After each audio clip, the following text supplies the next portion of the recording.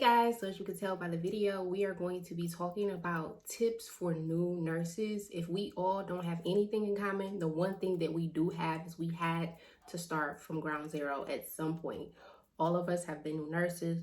All of us had to build our confidence, build our skill set. Like, we've all been on that same level of playing field. So I'm going to share a few things that have worked for me. And remember, y'all, I'm still a new nurse. I just hit 2 years, May of 2020. So I have no clue what I'm doing. I just be winging it. I got a little bit of common sense, book smart combined together, and I make it happen. So I'm going to give you guys some tips about what I think would help you as a new nurse and starting your journey, so it can kind of ease a little bit of that fear and doubt and anxiousness that we got. So let's get into the video.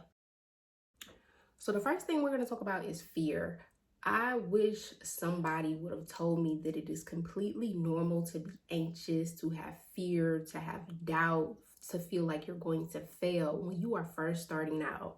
I think I told y'all in my last story, my 1 year review as a nurse, I mentioned that like I cried like a few days before I actually started because I was just so overwhelmed with all the thoughts of like, what if I don't know this, or what if I can't figure this out, or what if I kill my patient, or what if I get it wrong. Like, I put so much negativity in my mind that I made myself cry. Now, don't go to that extent, but I do want people to understand that it is completely normal to feel anxious about starting a new career. Like, this is a lot of information. If you're going through nursing school, you know that it is overwhelming. It is a lot to learn the systems, to learn medication. You have to learn patient care. You have to learn how to give report. It is a lot of things that you are learning. Like, you're like a sponge, and things just get thrown at you. So it's normal to feel overwhelmed. It's normal to feel anxious. It's normal to feel like you're not getting it. This is new for you. You have to give your brain time to absorb everything and process things. So if you are feeling nervous, if you feel like you're gonna fail, or you just have any type of fear, that is okay. Don't trip.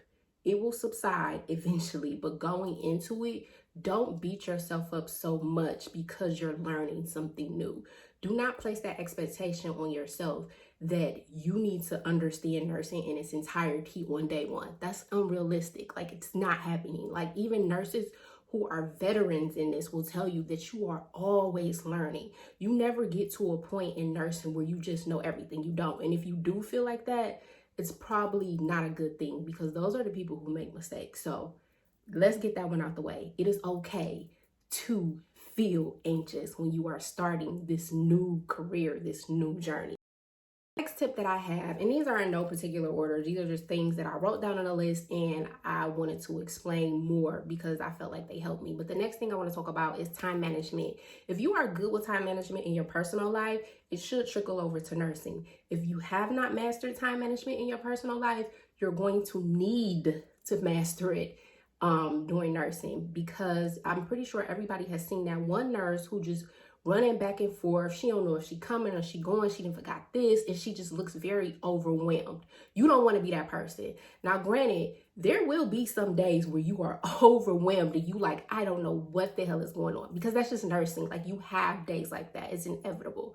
But you don't want to be like that on a consistent basis, because it's going to really slow you down, and it's going to just give you anxiety about coming to work because you don't have it together. So a few things that I use to help with time management is, one is my brain. I'm going to put it up on the screen. In my last video, a lot of you guys asked for it and I sent it out to you. I'm pretty sure I got to almost everybody, but now I created a link so that you guys can actually go download it on your own, and you don't have to wait for me to send it to you, because as hard as I tried, I'm pretty sure I forgot like 1 or 2 people, and that's not anything personal. Charge it to my head and not my heart. But I have a link in the description box where you guys can download it. But I use this brain consistently. No matter what hospital I go to, I take report on this and I give report on this. It helps me be organized. So I'll go through it a little bit to help you guys understand. And you let me know if you want me to do a video about how I give report and how I fill out my report sheet. Yeah, so I'll do that. You can see what it is. And if you guys want me to do a separate video on how I give report and how I fill out my sheet, I'll be more than happy to do that. But my brain is my go-to. Like, it is, I used to be like confused, like when people used to be like, where's my brain? But no, literally, where is my brain? My brain keeps me in order. I know when I've passed meds. I know when I charted. I know what the plan is for the day. I know if there's any abnormal labs, what their diagnosis is. It keeps everything separate, and I like it on this one sheet of paper. It is front and back if you can, in case you have more than 6 patients. But it keeps everything on one sheet. I've created this by taking stuff from different charting sheets, and it's a billion of them out there. Go pick your own and make your own, and I tailored it to my liking. And so I don't like the ones that are like you do a complete page for each patient. Like, that's too much for me. I don't like having clutter or none of that. It's all on one page. It's easy for me to access. If I'm having a code or a rapid or a SWAT, need some information, I can go to my brain and look at it and say, okay, this is what's going on. I ain't got to be shuffling through paper. If you guys want this, feel free to go on my Instagram page. There's a link in there and you can download it for free because I really want to help y'all get organized. So the next thing is group your task. I never really truly thought about this until I realized like how much I was wasting time going in and out of the room. So now that I've like, and that's another thing, like you will gain experience. You will take things from everybody and you will make it your own. You will get your own routine. And this is like what I found to be helpful. Like before I go in a patient's room, I'm bringing in blankets, I'm bringing in water. I work night shift for those who don't know. I'm bringing in pain meds, I'm bringing in sleep meds. This is all just in case, because I can come in and introduce myself and say, hey, do you want me to bring anything for you when I bring your nighttime meds? And they'll say no. And then when I get in there, oh, I forgot, can you bring me some water? Or I forgot, I want something to sleep. Or I'm feeling a little pain right now. And you'll notice the more times you got to go in and out that room, you'll get sidetracked and you'll look up and it's 20, 30 minutes later and you still ain't passed that person's meds. So I try to be proactive in everything I do. Same thing, like if I have to pass meds like at 1 o'clock in the morning, when I'm in there, I'll bring you an extra blanket. I'm doing input and output. If you got a Foley, I'm going to enter that right then and there. I'm going to ask you, have you got up to use the bathroom? I'm going to ask you, do you need anything from pain? Like, you just really want to minimize the times that you have to go in and out of that room, because you'll notice it is easy for you to get stuck. So try to be proactive in grouping your tasks together and getting things done in one lump sum. Like it's going to be inevitable sometimes where you have to go in and out of the room. But I'm just saying, for like the most part, kind of have that mindset. Before you go in that room, think to yourself, what do I need to bring? Do I have everything that I need? And then go in there, versus like, damn, I forgot to get this, or I forgot to grab that. Or they like, can you group your tasks? So one of the questions that somebody had asked is, how do you know what can wait and what needs to be handled now? And that is a great question, because as a new nurse, it feels like everything is important. It's like you want to do everything, and you'll realize soon that you just cannot. You just can't. Like, it's impossible for you to be every place at the same time. You just can't. And the biggest thing that I had to learn is to delegate. I am the type of person where it's just like, oh, I'll do it myself. Like, if I can do it myself, I'm going to do it.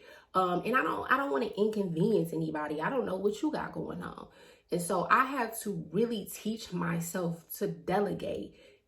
If you're not doing nothing, or even if you are doing something, I understand that we're supposed to work as a team. So your CNA, your charge nurse, these are all your resources, and we are supposed to work as a team to make the job easier for us. Now, we know how situations be, you short staffed, all of those things come into play, but you still have to learn how to delegate. So if I need something done that is not immediate, but I know that my CNA can get it for me, please delegate that task. If it's something that I could do, I'll just go do myself. If it's 1 o'clock in the morning and my patient got a Foley, I'm not gonna tell my CNA like, hey, can you empty that out? I'm in there, I can empty it out, I can put it in there. I don't wanna wait. And then that helps me keep track of what's going on. Because sometimes CNAs be so busy that they don't have time to put something in exactly when they take it. And so I'm conscious of that. But I wanted to kind of give you guys an example of what to take care of right now and what can wait, and we can kind of talk it through just so you have an example of like what could happen.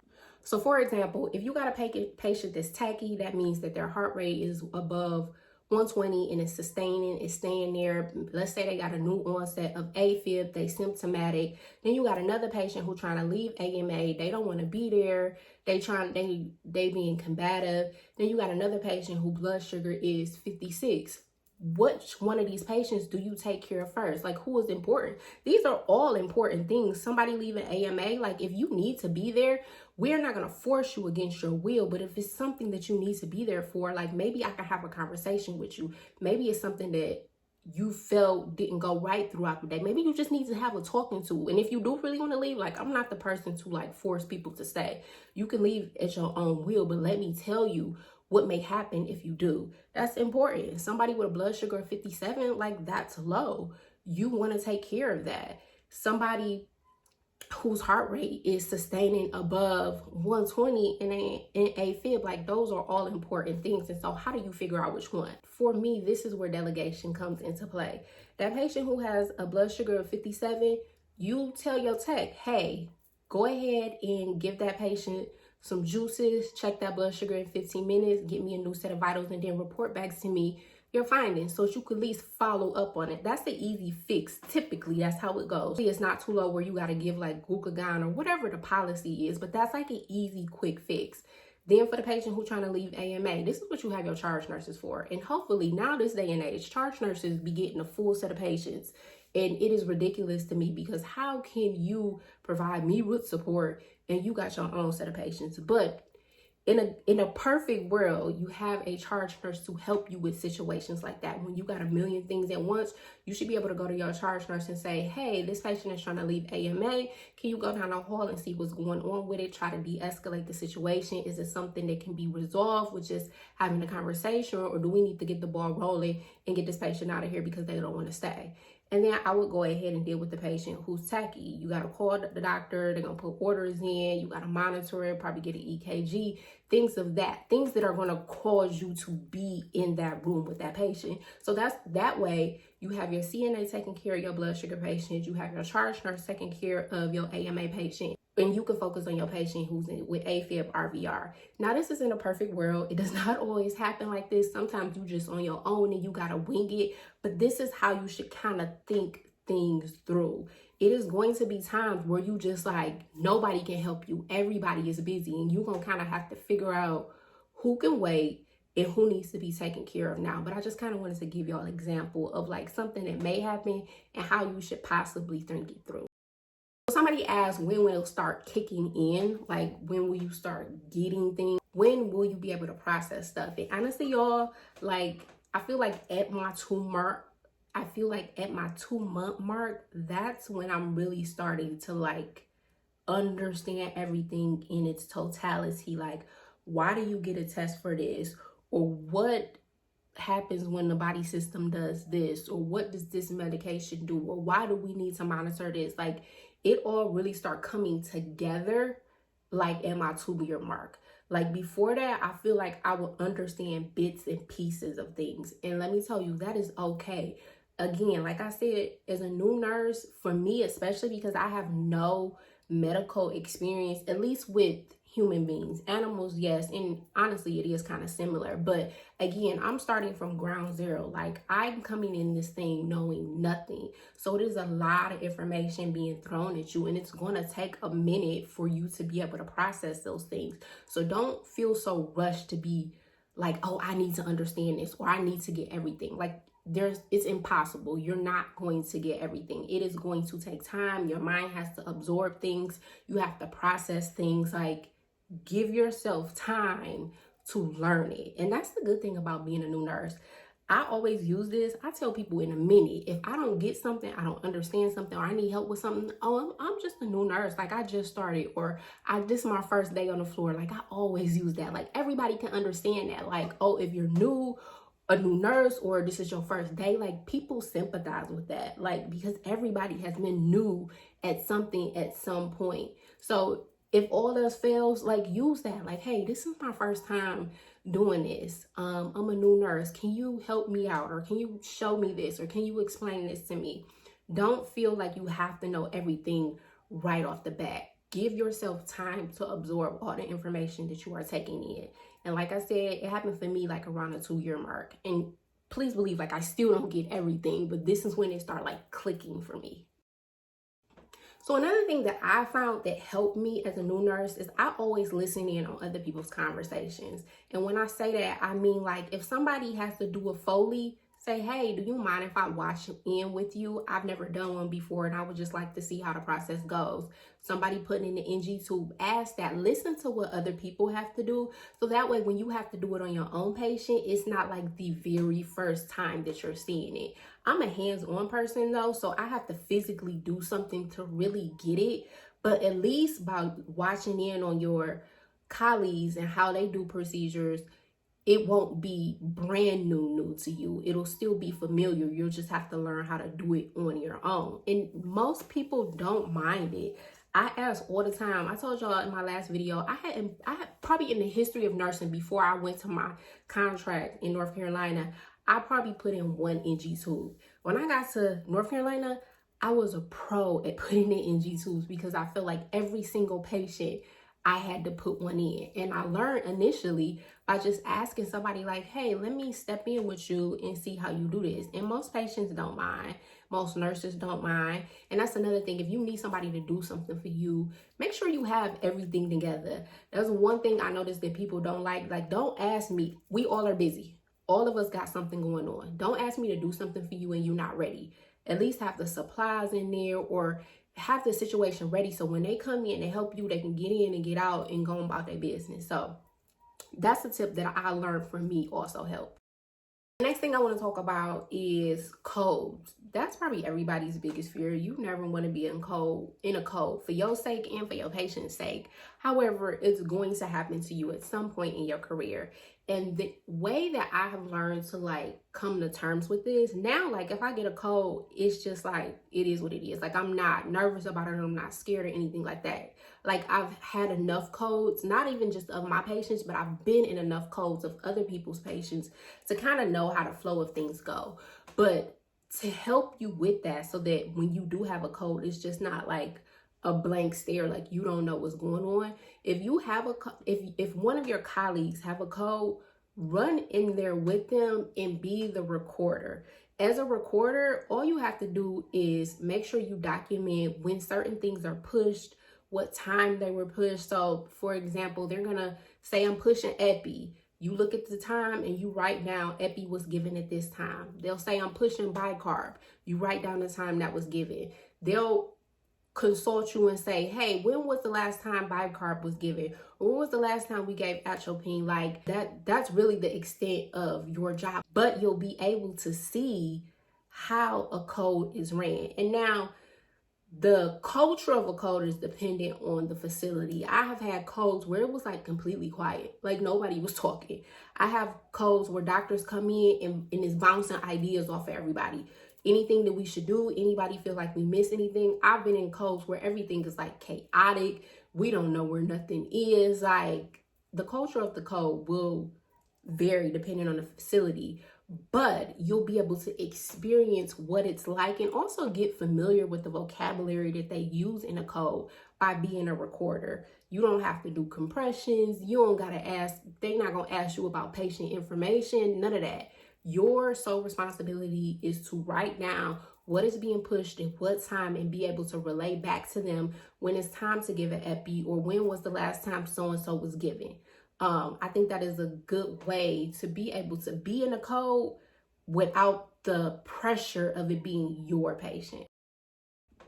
So another thing somebody had asked me is, what about patient education? Like, how do you appropriately educate a patient? So, our sole goal is to keep, even though we know that the hospital is a business, like ultimately we want to keep our patients out of the hospital. We don't want you staying here. We want you to get better. We want you to make better life decisions, lifestyle changes. And the only way to really do that is, one, it has to be 100% on the patient. The patient has to want to do it. You cannot want it more for them than they want for themselves. And I realized that very early on because it takes a lot of energy to try to save everybody. And if you're not ready to be saved, by all means, I'll let you do it on your own time.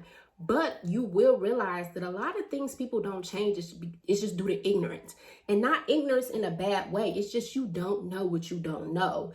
And in those situations, you want to be able to educate your patients at a level where they understand. So when I say that, don't be using big vocabulary. You don't have to use it to the extent that they know what is going on with them. But when you want them to make reasonable changes, you have to talk in a language that they understand. You also have to be culturally aware. And so what I mean by that, like when I used to work in Florida, there are a lot of Hispanic people down there. And you have to understand the way that they eat, their medical history within their family, how they socialize. You have to be able to understand those things so that you can relate to them.